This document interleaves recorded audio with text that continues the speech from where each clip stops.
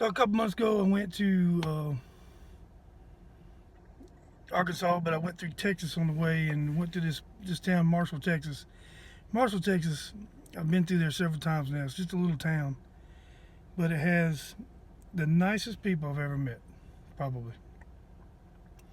I mean, everybody that I've ran into in that town, it's just been super helpful. I went to a parts store, needed something, and I'm just guy that helped me with my camper a couple years ago really saved my butt. That guy's kind of like family to me now. So, and I went by and saw him when I was there. But anyway, I took a video of the square, which is beautiful, in Marshall, Texas, and just want to talk about how nice the people were there. Anyway, check out the video. So this here is the courthouse in Marshall, Texas. And this right here, this spot where I'm standing, I guess is supposed to be a small monument to the first telegraph that was transmitted from Texas to New Orleans. And this little plaque here and a little sculpture statue depicts somebody sending a telegram. Pretty cool.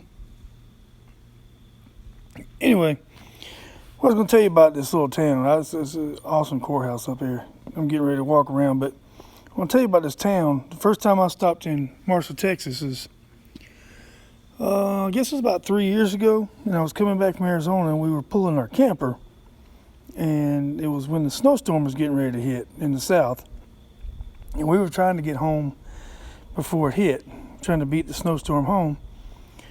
Well, at one point, probably midnight or so, it was already starting to kind of sleet a little bit and got a flat tire on the camper. And I pulled over and I was 1 mile from the Marshall exit.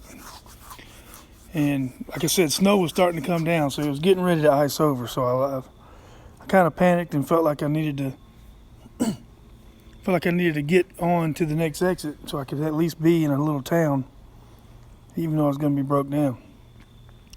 So anyway, I pulled the camper with the flat tire about another mile to the next exit, and when I did that, I found a gas station that let me park the camper there and leave it there for overnight.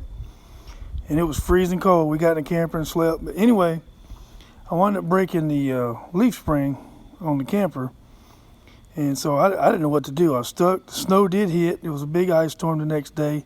Couldn't hardly even get around there in Marshall, Texas. So I found this campground. I slipped and slided all the way down to this campground. And there was a guy working on the pipes, trying to cover his pipes so they wouldn't freeze over. So I stopped to talk to him. And I kind of explained to him what was going on in the situation I had. I wanted to know if it was possible for me to leave my camper there in Marshall, Texas. And I wasn't sure when I was going to be back. And, I told him I was willing to pay. And he said I could pay $100 and, I could leave it. And I told him it could be, a couple months before I get back here and take care of the problem. He said, no problem. So he even went and helped me. He went and looked at the camper to see if he thought I could make the trip. And I went downtown and got the tire fixed. And like I said, this is in a snowstorm. I got to the tire shop, and the guys were just getting there, and they had a hard time getting to work, but they helped me, eager to help me. And then finally they got the tire fixed and didn't charge me much money. And like I said, in a snowstorm, just super nice people. So I got the tire on, and then I was able to get my camper down to the campground where the guy said I could leave the camper. Then my wife and I stayed overnight in the hotel, and then finally wound up driving back to Alabama. Slipping and sliding. There was ice everywhere at that point. But we got back home, and then William, the guy that actually had my camper in Texas, he decided he didn't like it over in the campground, so he moved it over to his house so it wouldn't get messed with. And then he helped me figure out how to order the parts, because I was having a hard time getting the parts from Camper Place. And then I ordered all the parts, and I had it sent to his house.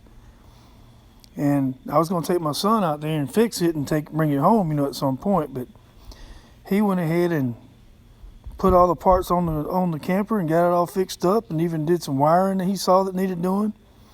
And all I had to do was schedule a time, and then I went out there and got my camper and brought it back. And I told him, I said, there's probably family members that don't treat people this good. I paid him for his time, but not really a lot of money.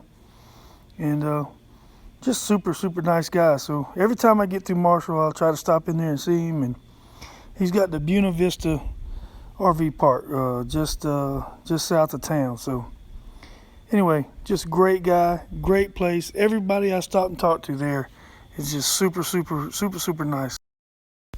So I'm just impressed with this small town that it just has all these. I haven't had a negative interaction with anyone there, and I'll go ahead and say, in my opinion, one of the nicest places in America.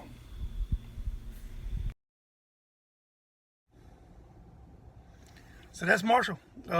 Great place, great place. Just a little town in East Texas. So it's only like 20 miles from Shreveport, Louisiana.